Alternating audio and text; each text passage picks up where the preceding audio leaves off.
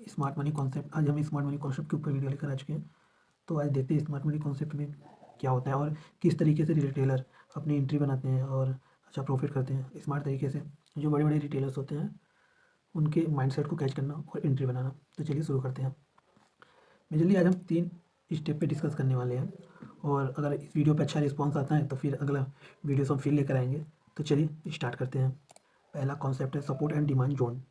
Support and demand zone होता क्या है? हमने आपको सपोर्ट एंड रेजिस्टेंस बताया था, जो कि एक लाइन मार्क किया था। यहाँ से लाइन मार्क करके मैंने बताया था आपको कि ये सपोर्ट होता है, रेजिस्टेंस होता है, और यहाँ पे आपको सपोर्ट लेवल यहाँ पे होता है।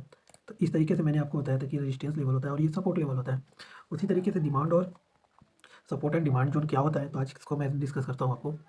तो सपोर्ट एंड डिमांड जोन होता क्या है? जैसे हम सपोर्ट बनाते थे तो एक रेंज में एक ही बार बनाते थे, एक लाइन ड्रॉ कर देते थे सपोर्ट के साइड, रेजिस्टेंस के साइड कर देते थे कि मार्केट अगर इसके पास आती है तो यहाँ से बैक कर जाएगी, या तो सपोर्ट पे आएगी तो उसके अब चली जाएगी। इसमें इस रजिस्टेंस की तरह ही हम एक जोन मार्क कर लेते हैं। जैसे मैंने रजिस्टेंस पे एक आपको लाइन मार्क करके दिखाया था, वैसे ही इसमें हम रजिस्टेंस की जगह एक जोन मार्क करते हैं और सपोर्ट की जगह भी हम एक जोन मार्क कर लेते हैं। जैसे ये रहा आपका जोन लेवल, ठीक, ये रहा। तो इससे हमें क्या डिसाइड होता है कि रजिस्टेंस लेवल पे बस हम लोग क्या करते थे कि ये आपका एक जोन, एक लाइन रहता था रेजिस्टेंस लाइन।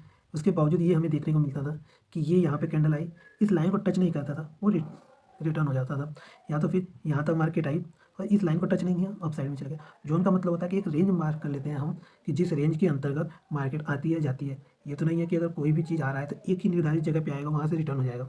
ये तो होता नहीं। एक जोन मार्क किया जाता है कि मार्केट इस जोन के अंतर्गत आती है और यहाँ से रिटर्न हो जाती है। जैसे सपोर्ट पे ये हो गया आपका, सपोर्ट पे ये आपका एक सपोर्ट जोन हो गया कि मार्केट एक बार यहाँ पे आई, दोबारा यहाँ पे आई। अगर मार्केट इस जोन के नीचे क्रॉस करती है तब हमें एंट्री लेना है, और जब इस जोन के ऊपर क्रॉस करता है तब एंट्री लेना है। हमें जोन देख करके जोन में जब तक मार्केट रहेगी हमें एंट्री नहीं लेना है। तो ये हो गया सपोर्ट एंड डिमांड जोन, जो कि आप रेजिस्टेंस लेवल और सपोर्ट लेवल आपने देखा था, और ये हो गया आपका सपोर्ट एंड डिमांड जोन हो गया एक।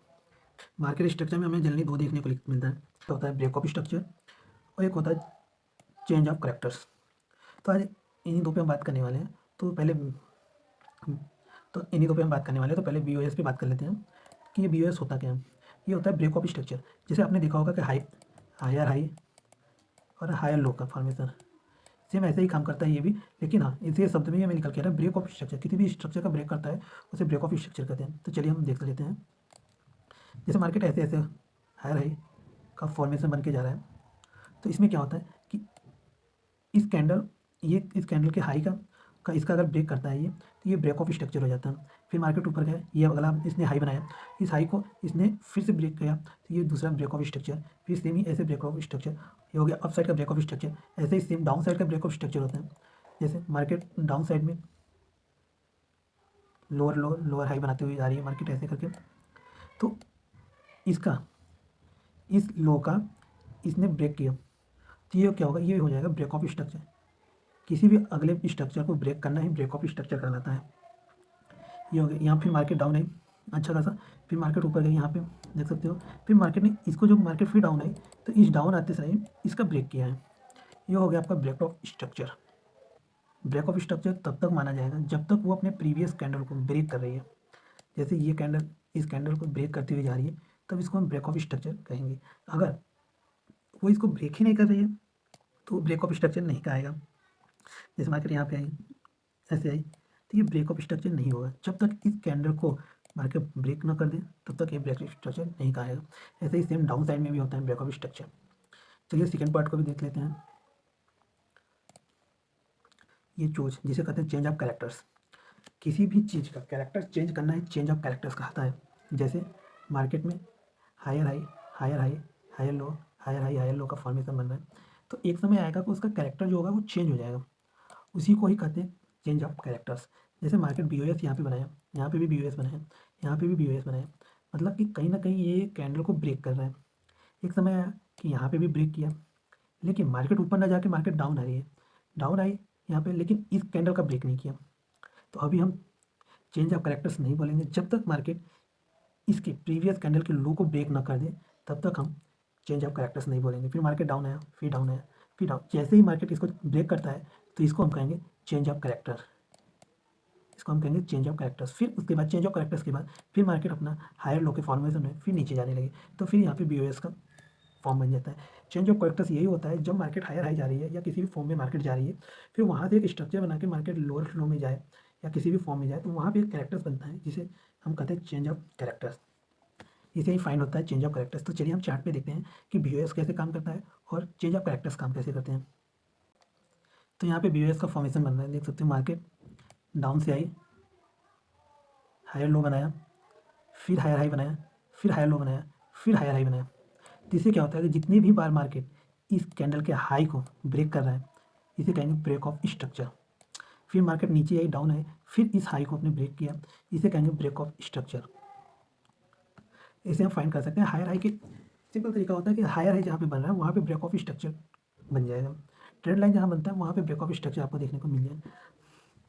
अब चेंज ऑफ करेक्टर्स भी देख लेते हैं। यहाँ पे चेंज ऑफ करेक्टर्स यहाँ पे हायर हाई बनाते हुए आया मार्केट। यहाँ पे एक अच्छा सा जोन एरिया बनाया था जो कि हमने अभी डिस्कस ही किया था। यहाँ पे जोन एरिया बनाया, फिर यहाँ से मार्केट डाउन आई, फिर हल्का अप गई, फिर डाउन आई, फिर अप गई, फिर आई। जब तक मार्केट अपने इस लो को यहाँ पे आया था, एक एक जोन बनाया, ये देख सकते हो ये। जब तक मार्केट इसको ब्रेक नहीं करती है तब तक हम चेंज ऑफ करेक्टर्स नहीं बोलेंगे। देखें फिर मार्केट यहाँ पे इसको जैसे ही ब्रेक करती है, तो ब्रेक करते ही हमारे यहाँ पे चेंज ऑफ करेक्टर्स हो जाता है। ये यहाँ पे मार्केट हो सकता है फॉल अच्छे खासा कर दे, या तो इस फॉर्मेशन में हायर लो के फॉर्मेशन में मार्केट आराम से जा सकती है। तो इसे कहते हैं ब्रेक ऑफ स्ट्रक्चर, इसे कहते हैं change of character. Change of characters का मतलब ये होता है कि जो फॉर्मेट को चेंज कर देता है उसे चेंज ऑफ करेक्टर्स कहते हैं। बीओएस का मतलब ये होता है कि ब्रेक ऑफ स्ट्रक्चर, कोई भी स्ट्रक्चर पीछे बना हुआ है उसको ब्रेक करना है, अपने लो हाई को ब्रेक करना है, अगर लो में जाना है तो अपने लो को ब्रेक करना, ये ब्रेक ऑफ स्ट्रक्चर कहलाता है। तो चलिए तीसरा कॉन्सेप्ट देख लेते हैं। मार्कआउट लेवल क्या होता है कि हमें सबसे पहले वीकली कैंडल के हाई और लो को मार्क कर लेना होता है। जैसे कि मान लीजिए ये वीकली कैंडल है, ये वीकली कैंडल के इस हाई एंड लो को हमें मार्क करना है। तो जैसे कि हम इसका हाई रेजिस्टेंस और इसकी लो को सपोर्ट मान के हम एक मार्क कर लेते हैं। फिर हमें डेली चार्ट पे आ जाना है। डेली चार्ट पे हमें ये देखना है कि जो डेली का आज कैंडल का प्रीवियस कैंडल का जो बना हुआ है उसका कौन सा हाई है और कौन सा लो है, इसको मार्क कर लेना है। और मेजर स्विंग पॉइंट का मतलब ये होता है कि एक पर्टिकुलर जगह से एक अच्छा सा स्विंग आया हो, अच्छी सी बाइंग आई हो या अच्छी सी सेलिंग आई हो, उस पॉइंट को हमें मार्क कर लेना है। जैसे कि ये एक अच्छा स्विंग आया, मान लीजिए ये एक स्विंग लेवल हो गया है कि यहाँ से एक अच्छी सी सेलिंग अपॉर्चुनिटीज हमें देखने को मिली है। यहाँ तो देख सकते हैं प्रीवियस कैंडल जो नीचे का है, यहाँ से एक अच्छी हमें बाइंग अपॉर्चुनिटीज देखने को मिल चाहिए। तो यहाँ पे हम एक स्विंग को मार्क कर लेते हैं कि स्विंग का हाई कहाँ पे है और स्विंग का लो कहाँ पे है। अगर हमें बीच में दिखता है कि बाउंड्री रेंज मिलता है कि जैसे कि ये एक हाई लेवल हो गया और ये एक लो लेवल हो गया, एक हाई लेवल और लो लेवल के बीच में ही मार्केट ऐसे up down up down up down करता है, ये बाउंड्री रेंज हो जाता है। कभी भी चार्ट ओपन करते हैं तो पहले हमें यही देखना पड़ता है कि डेली कैंडल के डेली और वीकली कैंडल के हाई और लो को मार्क कर ले और एक मेजर स्विंग पॉइंट कहाँ से मिला है उसको मार्क करके, और रेंज बाउंड कहाँ बन रहा है उसको मार्क करके हम मार्केट में एंट्री लेते हैं। अगर वीडियो अच्छा लगा तो वीडियो को लाइक, चैनल पर नए हो तो चैनल को सब्सक्राइब और ज़्यादा से ज़्यादा शेयर करने की कोशिश करिए, क्योंकि आपकी तरह ही और भी बंदे इसको सीख सकें, अच्छे से सीख सकें। तो चलते हैं और हम अगली वीडियोस लेके आने लिक्विडिटी। लिक्विडिटी क्या होती है, लिक्विडिटी कितने प्रकार की होती है, लिक्विडिटी काम कैसे करती है, इस सारी चीज़ के ऊपर हम आपको वीडियोस लेके आने वाले हैं। तो चलते हैं, अब मिलते हैं नेक्स्ट वीडियो में।